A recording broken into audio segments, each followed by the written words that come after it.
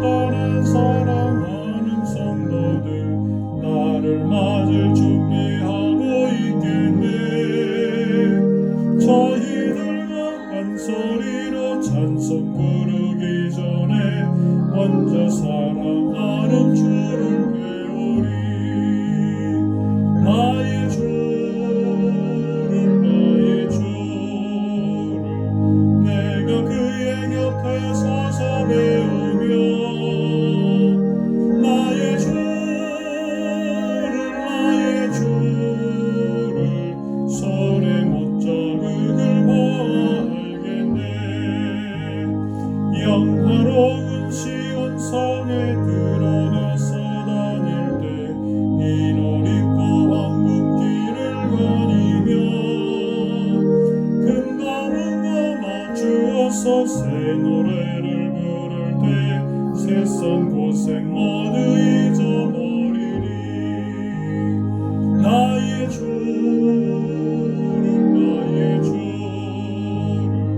내가 그의 곁에 서서 배우며 나의 주를 손에 못 자극을 보아 알겠네. 246장.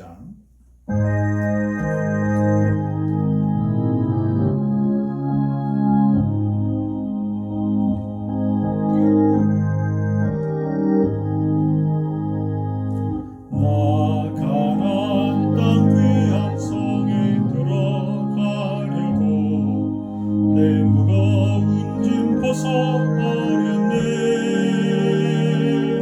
죄중에 다시 방황할 일 전혀 없으니 저 생명 시냇가에 살겠네. 길이 살겠네. 나 길이 살겠네. 저 생명 시냇가에 살겠네. 길이 살겠네. 나 길이 살겠네. 저 생명 시냇가에 살겠네. 그 불과 구름 기둥으로 인도하시니 나 가는 길이 형통하겠네. 그 여단강을 내가 지금 건넌 후에는 저 생명 시냇가에 살겠네. 길이 살겠네. 나 길이 살겠네. 저 생명 시냇가에 살겠네. 길이 살겠네. 나 길이 살겠네. 저 생명 시냇가에 살겠네. 내 주린 영혼 만나러서 먹여주시니 그 양식 내게 생명 되겠네. 이후로 생명 양식 주와 함께 먹으며 저 생명 시냇가에 살겠네. 길이 살겠네. 나 길이 살겠네. 저 생명 시냇가에 살겠네. 길이 살겠네. 나 길이 살겠네. 저 생명 시냇가에 살겠네. 살아계신 아버지 하나님, 오늘도 주신 귀한 은혜의 말씀을 사모하며 우리에게 하나님의 부르심에 응답할 수 있는 특권과 자녀된 권세를 회복해 주시니 감사합니다. 주님 앞에 나와 두 손 들고 찬양하며 엎드려 무릎 꿇어 간구하며 우리의 영혼과 우리의 인생을 주님 앞에 항복하고 자복하고 엎드려 싸우니 주여 저들에게 하늘의 권세와 능력으로 이김이 있게 하시고 승리가 있게 하시고 회복이 있게 하시고 고침이 있게 하시고 살아남이 있게 하시고 하나님의 주신 귀한 축복과 은혜의 장중에 살아갈 수 있도록 하나님 저들을 옳은 장중에 붙잡아 주시고 주님 뜻대로 사용하여 주옵소서. 주신 말씀을 통하여 우리의 심령과 영혼이 살아날 뿐만 아니라 우리의 앞길과 우리의 앞날이 시온의 길과 같이 활짝 열리게 하옵소서. 예수님의 거룩하신 이름 받들어 간절히 기도하옵나이다. 아멘.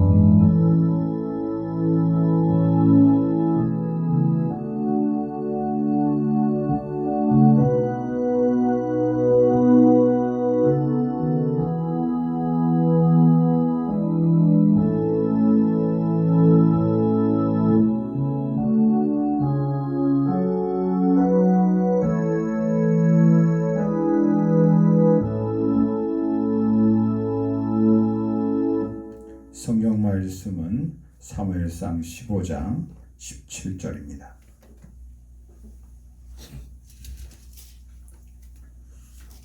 사무엘이 이르되 왕이 스스로 작게 여길 그때에 이스라엘 지파의 머리가 되지 아니하셨나이까.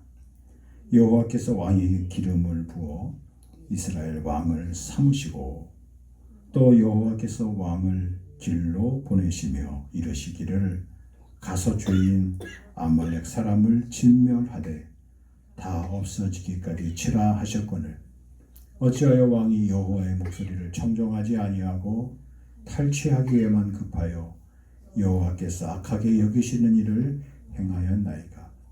사울이 사무엘에게 이르되 나는 실로 여호와의 목소리를 청종하여 여호와께서 보내신 길로 가서 아말렉 왕 아각을 끌어왔고 아말렉 사람들을 진멸하였으나 다만 백성이 그 마땅히 멸할 것 중에서 가장 좋은 곳으로 길갈에서 당신의 하나님 여호와께 제사하려고 양과 소를 끌어왔나이다 하는지라.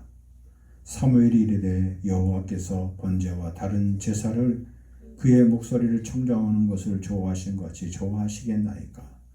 순종이 제사보다 낫고 듣는 것이 순장의 기름보다 나으니 이는 거역하는 것은 점치는 죄와 같고 완고한 것은 사신 우상에게 절하는 죄와 같음이라. 왕이 여호와의 말씀을 버렸으므로 여호와께서도 왕을 버려 왕이 되지 못하게 하셨나이다 하니. 아멘. 오늘은 두 번째 사울왕의 시험에 관한 말씀입니다. 첫 번째는 블레셋과의 전쟁에서 인내하지 못했던 일들이 있었고요. 두 번째는 하나님이 다시 사울에게 하나님의 은혜를 회복할 수 있는 기회를 주셨습니다. 그것은 바로 아말렉 사람들을 다 진멸하라는 말씀이었습니다. 이 말씀의 내용을 통하여서 우리가 기억하게 될 것은 신앙생활이 과연 무엇인가, 하나님의 자녀들, 하나님의 백성들이 이 땅에서 어떻게 살아가야 될 것인가에 대해서 오늘 다시 한번 생각해 봅니다.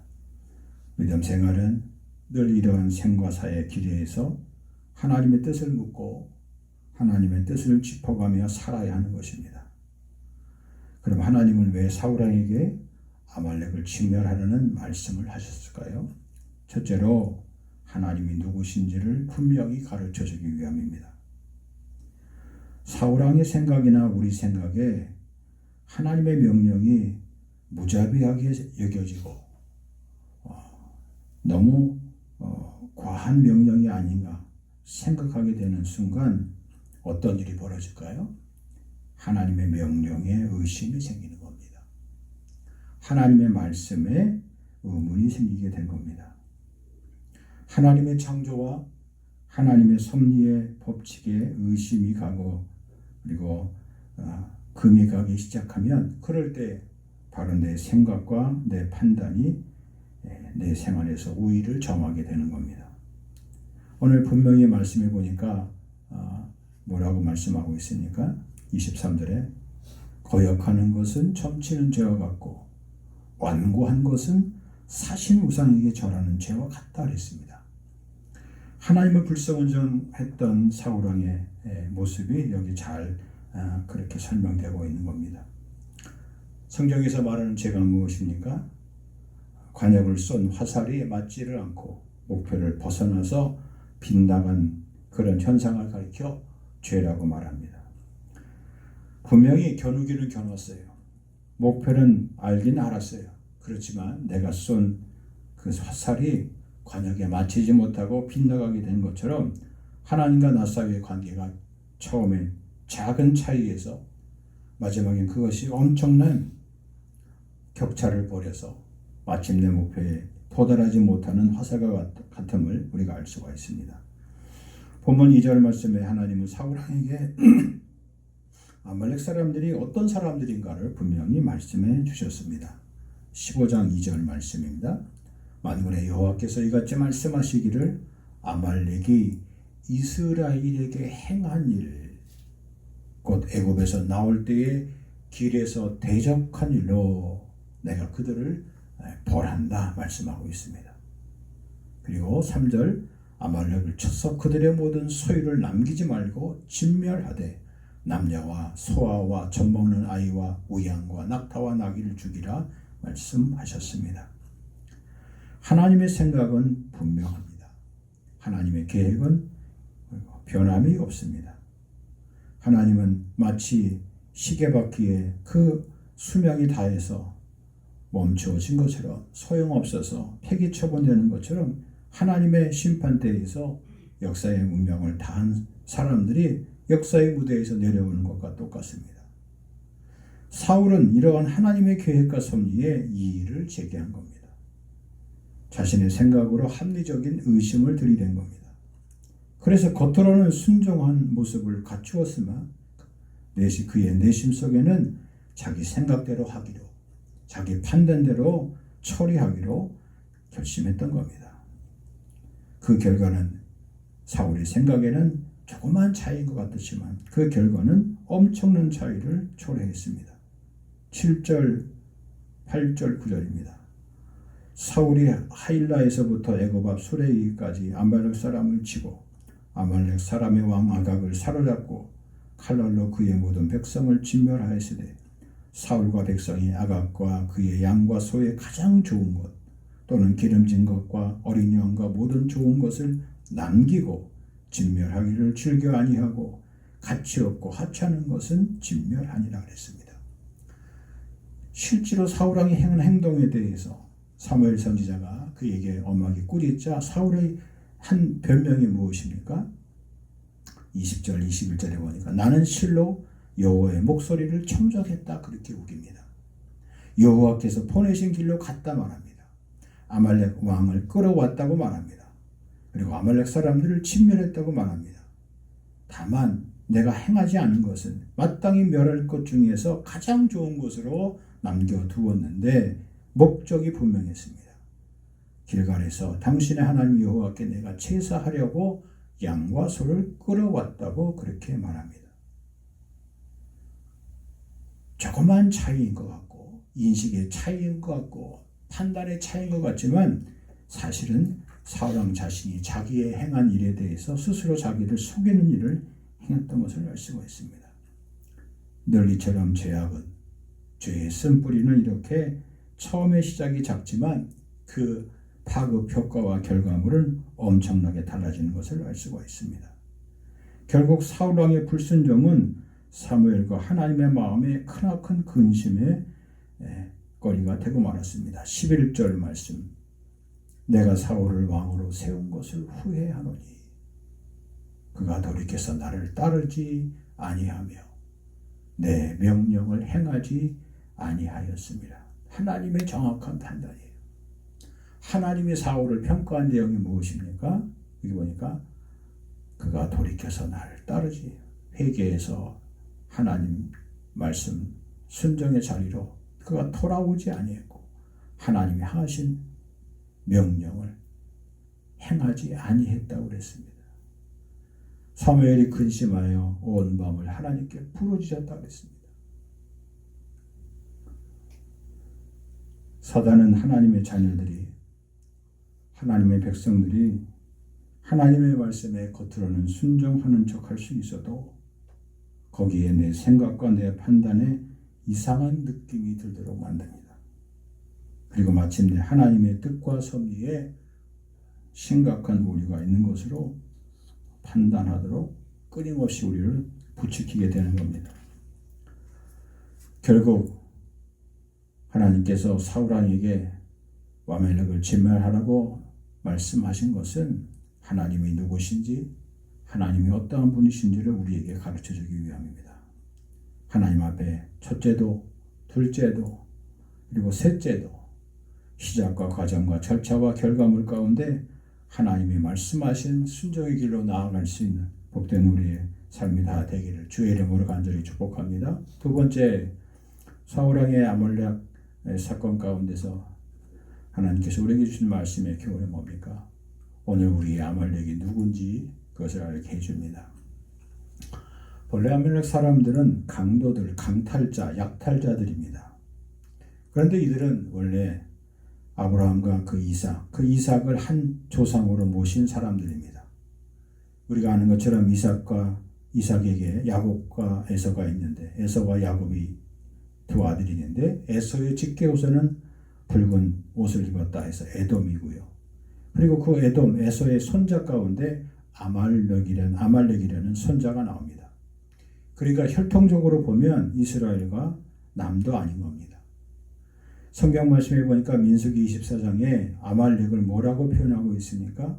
민족들의 으뜸, 옛날 개역 성경에는 열국 중의 으뜸이라고 그렇게 표현하고 있습니다. 또 아말렉을 바라보며 예언하여 이르기를 아말렉은 민족들의 으뜸이나 그의 종말은 멸망에 이르리로다 말씀하고 있습니다. 아말렉은 이스라엘 백성들이 고센 땅에서 나와 홍해를 건너 시내반들을 건너 홍해 연안을 지날 때, 마라에서 고통받을 때 그것을 다 지켜보고 있었습니다. 이스라엘 백성들이 신광야에 이르고 르비딤이라는 곳에 도착했을 때 그들은 갑자기 습격해 왔습니다. 바로 이 아말렉과의 싸움이 우리가 잘 아는 것처럼 여호수아가 나가서 싸웠던 싸움이었고, 모세가 산 위에 올라가서 아론과 훌의 도움을 받아서 손을 내리지 않고 끝까지 기도하여서 마침내 승리했던 바로 그 민족들이었습니다. 모세는 모압 평지의 설교에서 또다시 아말렉에 대해서 기억하라고 말씀합니다. 신명기 25장 17절에 보면 너희가 애굽에서 나오는 길에 아말렉이 내게 행한 일을 잊지 말라. 기억하라. 그들이 너를 길에서 만나 내가 피곤할 때에 내 뒤에서 떨어진 약한 자들을 쳤고 하나님을 두려워하지 아니하였느니라. 이스라엘 백성들이 광야길을 행할 때에 특별히 몸이 약한 사람들, 그리고 행진 가운데 뒤로 처진 약한 사람들을 골라서 쳤다는 겁니다. 그들을 마땅히 형제의 백성들이고 다시 고향으로 돌아왔으면 도와줘도 시원찮을 판인데 그들을 급습해서 약한 자들을 쳤다 그랬습니다. 잔인한 사람들이고 무자비한 사람들입니다. 하나님을 결코 두려워하지 않았던 사람들입니다. 그러므로 내 하나님 여호와께서 내게 기업 부르짖어 차지하게 하시는 땅에 들어가면 내 하나님 여호와께서 사방에 있는 모든 적군으로부터 내게 안식을 주실 때에 너는 천하에서 아말렉에 대한 기억을 지워버리라. 너는 잊지 말라고 그렇게 말씀하고 있습니다. 하나님이 왜 아말렉을 심판하시는지 합당한 이유가 충분함을 알 수가 있습니다. 약자들을 공격했던 사람들, 약한 사람들을 무자비하게 학대했던 사람들, 가나안 땅에 정착한 후에 반드시 아말렉의 기억을 남김없이 지워버리라고 말씀했습니다. 출애굽기 17장 14절 이하입니다. 여호수아가 르비딤에서 아말렉을 쳐서 크게 승리한 후에 제단을 쌓고 그 이름을 뭐라고 불렀습니까? 여호와 니시. 니시는 배너를 말합니다. 깃발을 말합니다. 여호와께서 아말렉으로 더불어 대대로 싸우시리라 했습니다. 사사시대에도 말씀합니다. 기드온이 아말렉을 진멸했습니다. 사사기 6장 33절 또 7장 12절 이하에도 나옵니다. 백성이 하나님을 떠나 우상을 섬길 때마다 하나님을 아말렉을 징계의 막대기로 도구로 사용하셨습니다. 하나님은 이스라엘 백성들을 꾸짖으시고 나무라시고 크게 책망하실 적마다 아말렉을 징계의 막대기 회처리로 사용하셨습니다. 사사기 10장 12절 시돈 사람과 아말렉 사람과 마온 사람이 너희를 압제할 때에 너희가 내게 부르짖음으로 내가 너희를 그들의 손에서 구원하셨거늘 말씀합니다. 역사의 심판자 되신 하나님은 사울 왕에게 그래서 아말렉을 지멸하라 그렇게 명령하신 겁니다. 하나님이 우리에게 주신 말씀, 명령에 우리가 어떤 이의를 제기하거나 토를 하거나 나의 생각과 나의 감정과 나의 판단을 앞세우지 말아야 될 이유가 있습니다. 하나님은 우리가 감당하지 못할 것, 하나님은 우리가 능히 감당하기에 힘겨운 것들을 결코 요구하시지 않습니다. 부당한 것을 명하시지 않습니다. 하나님의 때에 합당한 것을 우리에게 명령하시고 순종하기를 원하십니다. 하나님의 뜻에 순종하며 하나님의 거룩한 사역을 감당할 수 있는 우리 모두가 되길 주의 이름으로 간절히 축복합니다. 마지막으로 하나님이 우리를 부르신 목적, 하나님이 우리를 이 땅에 살게 하신 의미를 깨닫게 해주시기 위함입니다. 사람은 누구나 땅에서 행복하게 살기를 원합니다. 특별히 하나님의 자녀들은 이 땅에 살면서 언제 어디서든지 하나님이 왜 지금 나를 부르고 계시는지에 대해서 물어볼 수 있어야만 합니다. 하나님은 왜 이 땅을 주셨나? 왜 이 땅을 살려주셨나? 왜 이 나라를 진정 자유의 나라로 만들어 주셨나? 1885년 부활절 아침 이 땅에 언더우드와 펜젤러 선교사를 왜 보내셨을까? 어두운 밤이 짙게 일어나고 소망 없는 이 한반도 대한민국 이 땅을 하나님께서 긍휼히 여겨 주시려고 복음의 사자들을 왜 보내주셨던 겁니다. 하나님이 아담과 하와에게 에덴 동산을 무엇 때문에 주셨을까요? 하나님의 목적에 맞게 정복하고 다스리고 지배할 수 있도록, 경영할 수 있도록 하나님께서 동산을 지킬 수 있는, 관리할 수 있는 그런 은혜를 주신 겁니다. 그런데 거기서 하나님의 목적과 하나님의 가치에 대해서 의심이 들어버리는 순간 그 땅은 가시와 엉겅퀴가 있는, 그리고 불멸과 화영검으로 지키게 돼서 다시는 들어가지 못하는, 그리고 그곳에서 쫓겨난 인간은 수고와 땀과 죽음과 해산의 고통과 가시와 엉겅퀴와 그리고 절망과 저주의 땅이 되고 말았던 겁니다. 하나님께서 아말렉을 진멸하라 명령하신 가장 큰 뜻이 무엇입니까? 우리들도 하나님께 불순종하면 아말렉처럼 여지없이 우리도 그렇게 하나님의 심판의 대상이 된다는 사실을 깨우쳐 주시기 위함입니다. 여러분, 역사를 보면 개인이나 한 가정이나 어떤 민족이나 어떤 나라의 흥망성쇠를 알 수가 있습니다. 모두들 하나님의 심판대 앞에서 우리의 손바닥으로 얼굴을 가릴 수 있는 사람이 아무도 없습니다. 선지자 이사야는 이사야 45장 7절 이하에 이렇게 말합니다. 나는 빛도 짓고 어둠도 창조하며 나는 평안도 짓고 환난도 창조하나니 나는 여호와라. 이 모든 일을 행하는 자라 말씀했습니다. 하나님은 빛도 만드시고 어둠도 만드시고 화도 만드시고 복도 만드시고 평안도 만드시고 환난도 만드시는 창조주 하나님이시다. 이 모든 일들을 행하는, 운행하는, 다스리시는 하나님이시라는 겁니다. 전도서 7장 13절 말씀, 하나님이 하신 일을 살펴보라는 겁니다. 하나님이 한번 굳게 하신 것을 누가 능히 곧게 하겠느냐, 펼 수 있겠느냐. 하나님께서 결심할 때마다 아말렉이건 블레셋이건 그들은 그만 다시는 역사의 무대에 등장하지 못하고 그만 자취를 감추게 되었습니다. 이것이 하나님께서 우리에게 이 땅에 살아가게 하시는 삶의 목적임을 기억합니다. 내가 할 수 있는 것, 내가 누릴 수 있는 것, 내가 손을 펼 수 있는 이 모든 것 내 힘이 아니고 내 능력이 아니고 내 소유가 아니고 거룩한 나라 하나님의 소유된 백성의 삶인 것을 우리는 결코 잊지 말아야 할 것입니다. 사울왕이 두 번째 시험에서 또다시 실패하고 하나님 앞에 순종하지 못한 모습을 보면서 우리 자신도 하나님 말씀 앞에 다시 한번 순종의 삶을 살아갈 수 있으며 거룩한 하나님의 백성의 삶을 살아갈 수 있기를 주의 이름으로 간절히 축복합니다. 하나님 감사합니다.